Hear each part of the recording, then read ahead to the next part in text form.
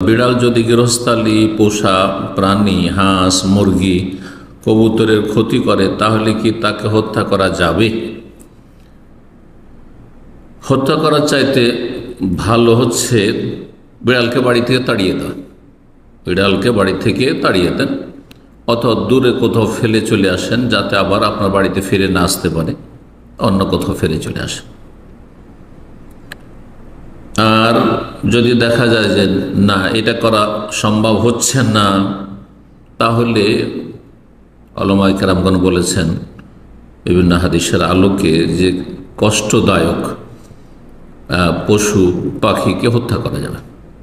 যে কষ্ট দেয় মানুষকে, শারীরিকভাবে কষ্ট দেয়, পারিবারিক কষ্ট দেয়, ছেলেমেয়ের কষ্ট দেয়, অথবা ধন সম্পদের ক্ষতি করে, এক কথায় মুজি কষ্টদায়ক জীবজন্তুকে হত্যা করার হাদিস রয়েছে। খামসু ফাওয়াসিকা, নবী সাল্লাল্লাহু আলাইহি ওয়াসাল্লাম বলেন 5 ধরনের সীমালঙ্ঘনকারী প্রাণী রয়েছে।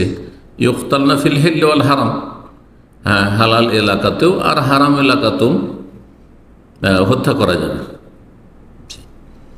তো এই হাদিস থেকে বোঝা যায় যে কষ্টদায়ক যদি কোনো প্রাণী হয়, কষ্ট দেয়, ক্ষয়ক্ষতি করে, আর তার ক্ষয়ক্ষতি থেকে মুক্তির অন্য কোনো পথ না থাকে, তার হত্যা করা জায়েজ।